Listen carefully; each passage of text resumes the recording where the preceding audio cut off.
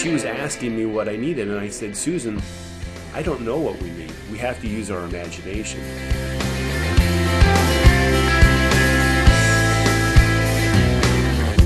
There was a child with a bone disease, and her bones were breaking, so what they've done is they put her in a 2-part body cast so she could still go to the bathroom. That was working, but the problem, the foster mom couldn't really lift her very well because of all the weight from the body cast.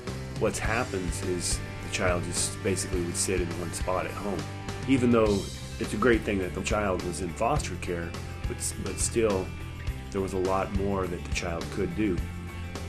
So what Xiao Xiao did was we got a wheelchair for this child, and every time the Beihai director would come to Nanning, she would remind them in town that there's a wheelchair here for this child. Nothing ever happened.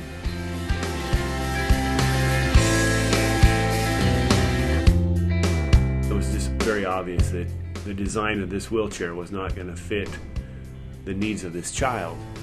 I walked into this little store and I said, hello, in Chinese, ni hao, and he said ni hao, and I said, I need your help.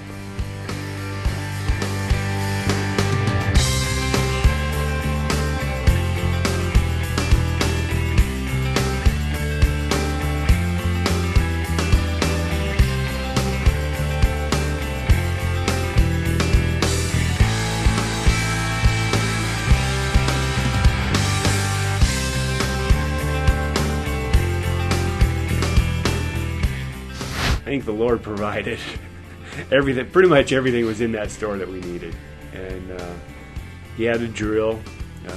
We drilled some holes. Then we just needed a way to hook that up so that way we could tie it down.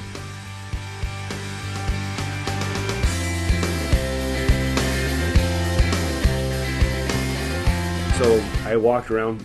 The very next door was a television repair place, and he had wire everywhere. And so I asked him for some, and he didn't want to give me that one, but he was able. He had a different piece he gave me.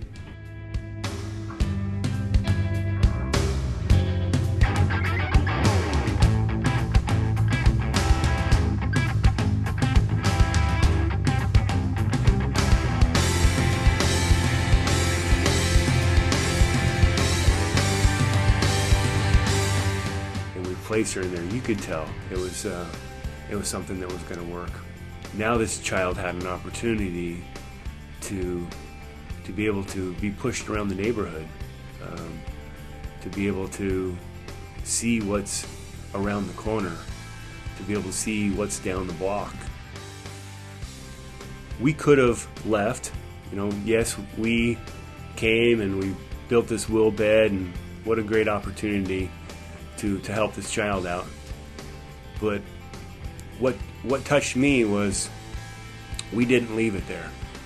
We took it to the next step. The next step was to get it to the house, to get it to that home where that child was, so that way it could be used.